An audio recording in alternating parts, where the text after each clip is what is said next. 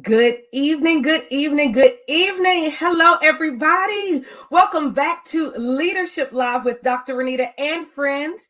It is the year 2023, and we are back. For those of you all who have no clue who I am, you're like, lady, you are very excited for it to be Wednesday night at 9 p.m. Well, I am, because Leadership Live is here, and I am Dr. Renita. I am your host. I am your producer. I am the leadership strategist, and I am excited to be here with you tonight. Not only am I those things, I am an author. I'm the author of Stepmom, Trials, Tribulations, and Triumphs, editions 1 and 2. And While You Are Sleeping, The Perfect Children of All Ages book. I'm a wife, a mother, a mentor, a trainer, a speaker, a coach. I am also a queen, honey. I'm a queen because I am, and I'm a queen because I am a queen. I have had the opportunity to hold many national, state, and local titles in beauty pageants. Yes, I've done that type of thing. I am the current reigning East Coast USA Miss Virginia Grand Ambassador. I am honored to be here with you tonight, and I am honored to bring Leadership Live back to you here in 2023. It started back in 2019 when I did the show all by myself. It was just little old me. And then in 2021, we had friends.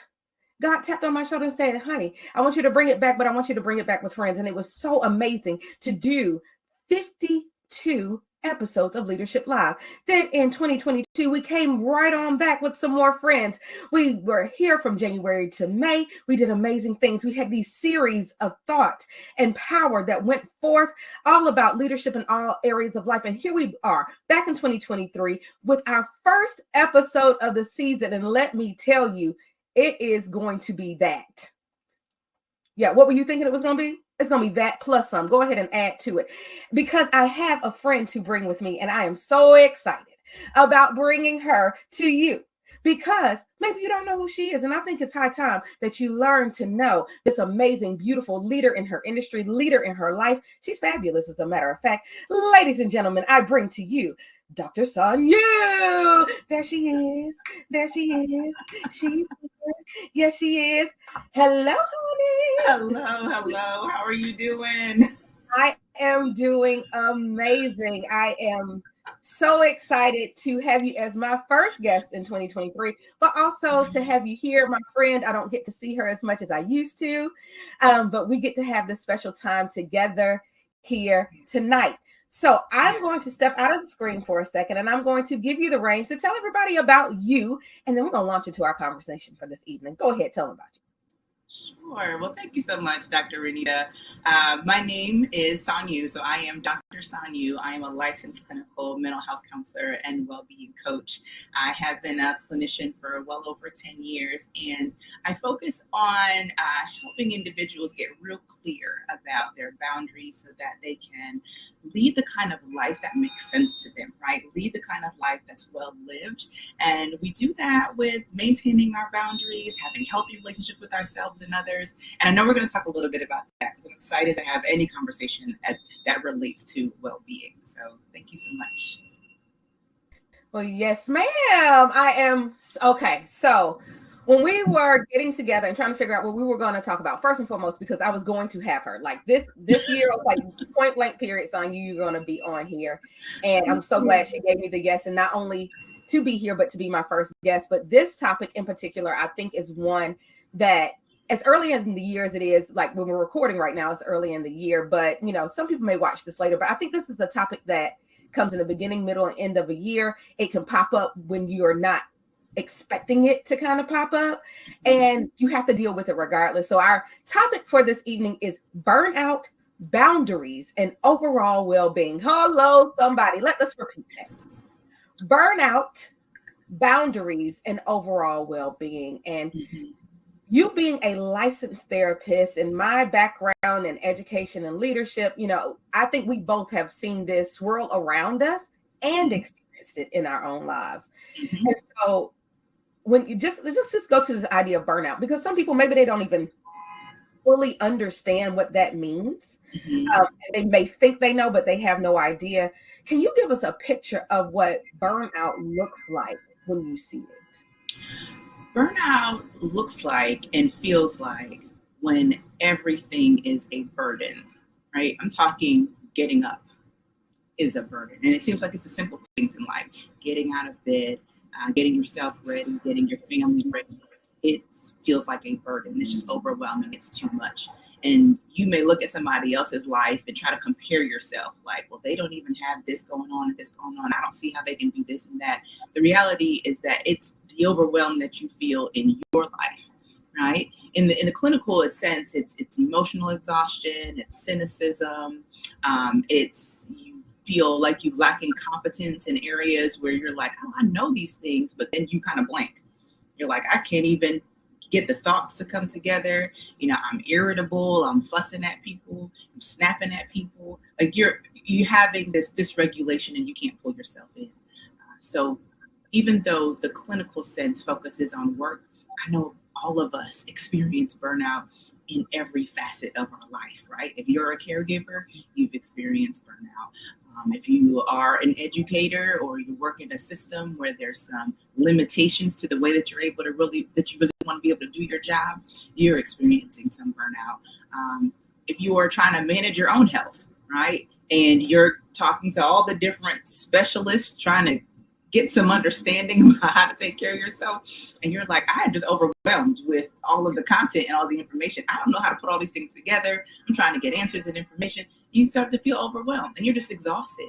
You have met the top of the threshold and you just don't have anything else to give. And so the simple things in life that used to seem pleasurable, you have no interest, you have no energy, and you just are kind of at your wit's end. Mm-hmm. And I love the fact that you brought up the idea that we experience burnout in all the facets of our life. And a lot of people only use this word classically when they're talking about work. Mm-hmm. Mm-hmm. And we do not give enough credit. Well, and I don't know that credit is the best word, but don't give enough credit to the burnout that we may be experiencing in other areas that is going to affect the other pieces of us, because we are multifaceted individuals. And so if we're experiencing burnout at work, then we're going to have some residual effects at home, and the place where you normally would find peace, you can't find it anymore. I love that you said that. We often we place a lot of energy and effort and emphasis on our professional self, right? Go to school, get credentials, all these degrees and credits, and so that we can show up as our best selves, right? And you often hear people say, well, I just, I put on my best self and I put on my professional self, and I don't do those things at work, right? As if your life just ended right when you got to work. And you go to work and you're your best self and you're so nice and you're kind and you're effervescent. And then when you leave work, it's like then you transform. So then you're home and you snapping, whole attitude. You're just disrespectful to everybody. Let's just be real. And that you'll just say, well, I just keep those things at the. No, you don't. You don't become a different person, right? We practice so much to try to compartmentalize our lives, but the reality is that is stressing us out. So when we're able to manage our stress in all facets of our life, then we have a better life experience. Then we're able to really show up as our true, authentic self in all of the areas that our life touches. All right. So I think about that and how we try to show up as different people in different places. But I think about, what the Paul Laurence Dunbar poem, We Wear the Mask. And the idea that you're going into these different places, quintessentially in work and other public places, wearing this mask to look like all is well. All is well. I've got it together. I am that chick. I am that dude, whoever you are, doing those things. But then we find ourselves taking that mask off when we come home and to be who we really are. But I think at some point we have to admit that we are who we are everywhere. Like even the masked person is still who you are. Right. And recognizing where we need to allot certain energies. Right. And unfortunately, I've read this, I've heard this, we tend to hurt the people who love us the most, the worst, because we think that they can handle it. They'll still love us. Those people who we think give us unconditional love, those places that give us that most peace. We think that that place or those people can handle it. So we dump our crap on them, and it's not fair. Mm-hmm. And I think, and I don't know if this may be some phenomenon that has already been studied, because you can tell me. You are truly Dr. Sannyu. I know you went through, honey. You went through, you got the whole degree. That doctor is not for play. It's not a cute name. Absolutely. It was earned. Okay. So is there a phenomenon or a thought that by being burnt out in one place and bringing that burnout and those burnout emotions and feelings to a new place, can you cause residual burnout amongst other people? Like they become burnt out from you? Oh, yeah, that's perfect. I like how you said that, right? So there are studies that talk about from the space of like positivity and like negativity, right? That if you are bringing your negativity into the space, you charge the atmosphere with that, right? You charge the work environment, the room with that. Then all of a sudden, everybody just kind of feels like the energy has shifted. We were all having a great time, and then so-and-so showed up. Right, and we're just like, we don't understand what happened, and you're like, oh, so right? Or if you think about something even like this, like you're trying to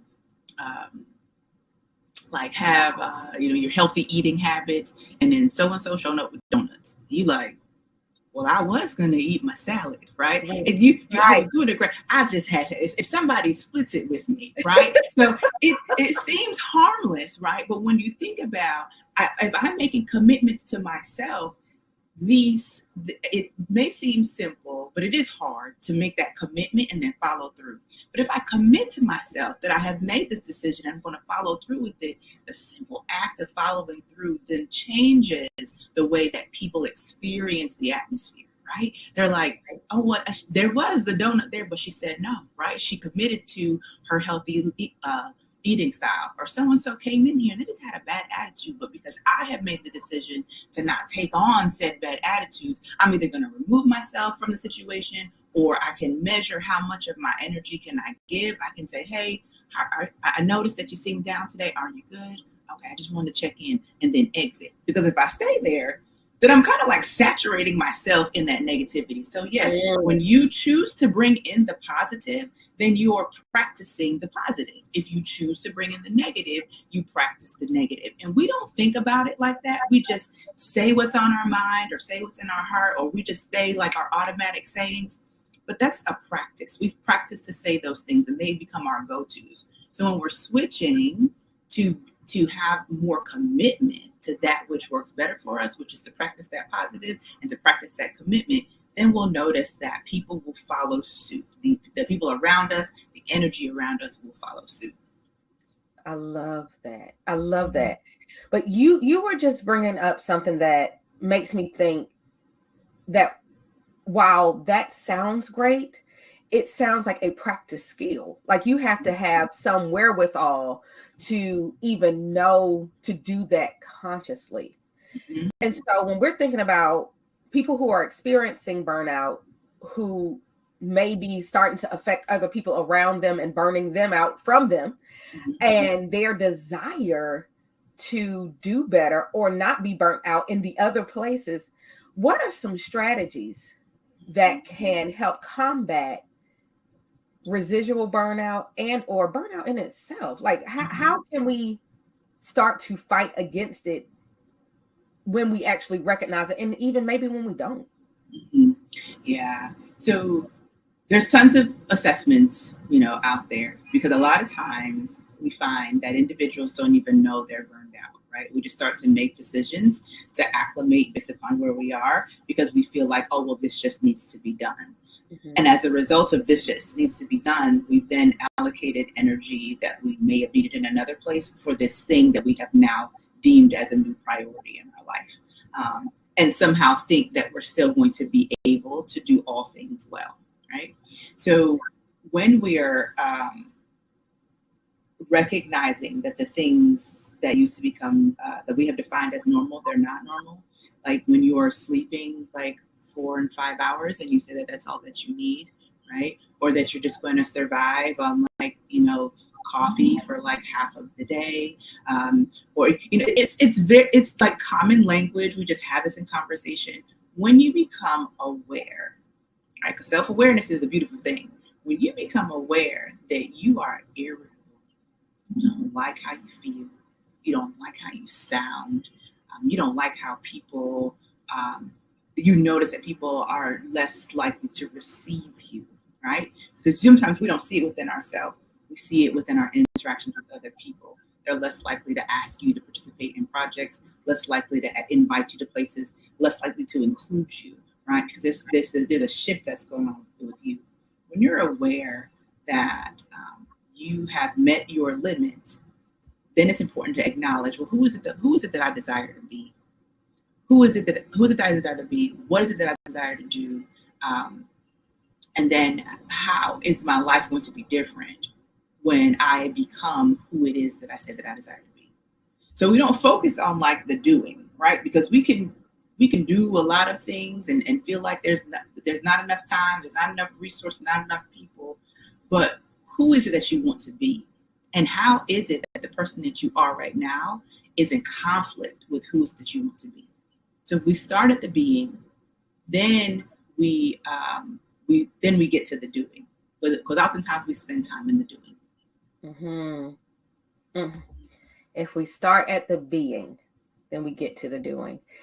I love that. And I think that when we're thinking about leadership, just overall leadership, I think that's something that we forget. We forget that who we are and what we are choosing to be and what we desire to be matters in everything. Because if you are the leader, then your being is what truly attracts the followers around you, or as I like to call them, your fellowship. Your fellowship follows you. They're following you, not just what you're doing. But at the end of the day, they're following who you are. That brings us to this whole idea of authenticity. Truly being who you are at all times, even though it may look different in different places. So I think this whole idea of the code switching and shifting and doing these things, let's be real, it exists. Yes. But it's not always taking you completely out of who you are. Right. The real idea of shifting and code switching sometimes is just to make yourself palatable in the moment in who you are, so that you can show up even more authentically in future times. But people have to get to the heart of who you really are, because who you are is not necessarily the vernacular that you're using. Correct. It may be a part of your culture, right, but it's not, at the end of the day, the very essence and heartbeat of who you are. It may be a part of you because of where you're from, where you grew up, but your vernacular may be able to shift without you changing yourself. Absolutely. And having the freedom, I'm sorry, go ahead. Or just the initial introduction in one way, and then allowing yourself to ease into the new way that you can be accepted fully. For sure. That invitation to be yourself is a powerful one, and one that many people have not really yet to like practice being. Because to be honest with you, it feels threatening, right? You don't feel safe, which is why you put on the many masks and you acquiesce to whatever the said culture is of this space. And that is exhausting. That is stressful. You can be burned out just carrying on, right? Like, I don't know if you've seen some of the, like on social media, people are like, oh, it's Monday, let me get ready for work. The silence is deafening when you watch individuals go through the motions of getting ready to go do a thing or be a thing that is not truly who they are. And taking on that, that armor, if you will, is heavy, and it'll take you out. And we don't think about the amount of energy that it takes to be all these people that we are not, how it impacts our overall well-being, and thus how it impacts our relationships and our ability to connect with other people. And so if anything, we get shortchanged, right? We get shortchanged from investing in our individual self, and shortchanged from investing in our personality and allowing that to be on display, right? Because oftentimes we're afraid of rejection, right? We have to admit that, yes, that code switching was a part of safety based upon where we started, with how we show up in this world and specifically in this country. But as we continue to progress and evolve, we're able to find ourselves practicing to be who we are, and thus giving the environment around us an opportunity to interact with the real, right? And practice to interact with my authentic self, practice to interact with the way that I speak, the way that I show up, the way that I look, because I am at peace. I am comfortable with this. And I'm okay if you're not comfortable with this, right? Because it's at the end of the day, if I'm managing my stress and my overall well-being, by managing my person, and that feels good and that feels solid, that's what's most important. And you would rather be in a space and in a community that supports that than one that's continually expecting you to shave off all the parts of who you are and be stressed out in the process. I'm going to tell you a person who I have watched and heard her talk about starting to show up authentically when she actually code shifted for so long. But her authenticity has now provided her probably fame and fortune beyond what she had ever planned, or maybe she did know and just didn't know when it was coming. And it's Tabitha Brown. That woman shows up as Eden, North Carolina, in LA. 100%. 100% has gone through this journey of grief and loss in multitudes of ways. She has learned new ways to treat herself. And even I love the way, like, her most recent fame and the way it started was in her car. And she said she was an Uber driver at the time, eating a sandwich that was just delicious, and showed up fully authentically, just eating this delicious thing. And it ended up turning her life around. But it was that moment to reintroduce herself to the world fully as Tabitha Brown. And I think that, so that is a beautiful story to me. And I think that that is going to be part of what keeps her from getting burnt out, because she's still just being her. Yes. But I'll ask this question, and it came up to my mind while you were talking about this. You used the word, it's a privilege to be, this authentic self. So my thought was, is it also a privilege for people to meet your authentic self?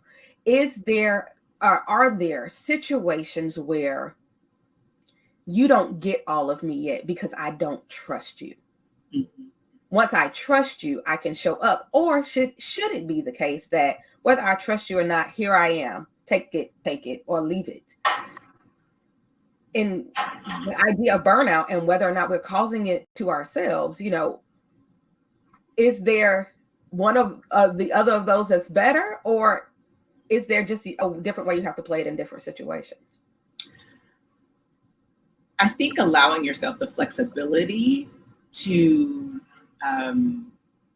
interview people for a position in your life will always benefit you, right?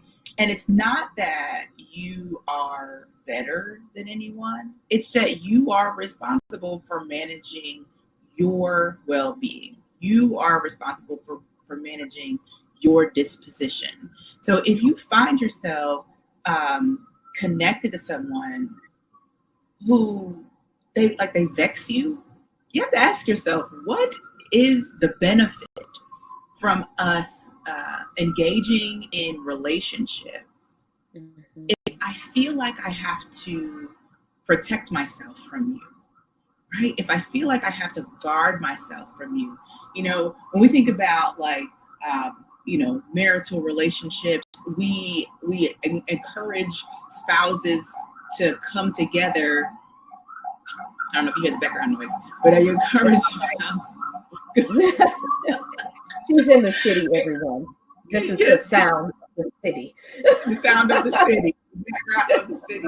Pardon us.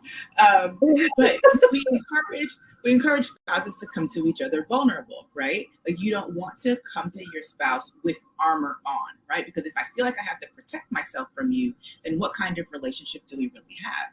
If we are developing a friendship or a work partnership, and I am finding myself hesitant to share my ideas, be real and authentic, I have to ask myself, what is the benefit to furthering this connection?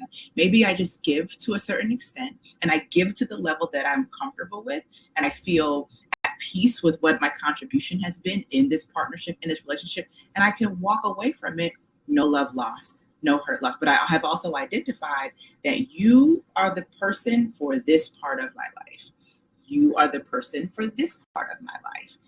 No one gets to access it all, because as much as we evolve and change, some people have just, they have earned their spot based upon where they are in their evolutionary journey, right? Mm-hmm. And I have to make space for that. They will also change. And at some point, whoever they evolve to be, I may no longer be interested in. And that's okay, right?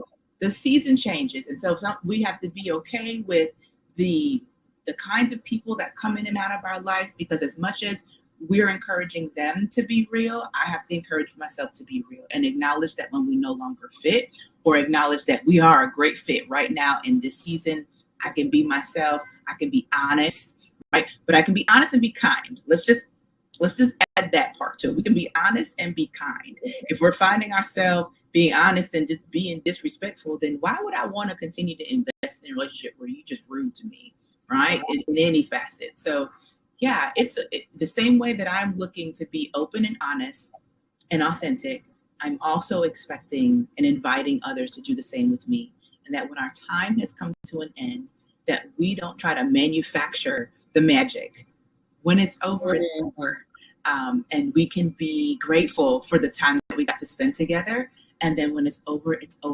And be grateful that it means that there's going to be another opportunity for someone else to come into my life and into their life. Oh, hello. Come on, creating space and making room. I love the idea of not trying to manufacture the magic. That is such a powerful thought. And I think that in romantic relationships and business relationships and platonic relationships, in any way that we're interacting with other people, sometimes we felt it once and then we want to have that feeling again. And sometimes it's not authentic. Sometimes it's just automatic. I will say every time we talk, whether it be on the sidewalk by a dance studio or at an event or on the phone, there is some piece of magic, because we always just have, it's something clicks, which always makes me very excited to have a conversation with you, because our conversations go everywhere. But if it ever came to a point where it was hard, then that would be a different type of conversation. Or maybe each one of us are having a moment and we're going through, it doesn't mean it has to be severed, but it does need to be recognized. Right.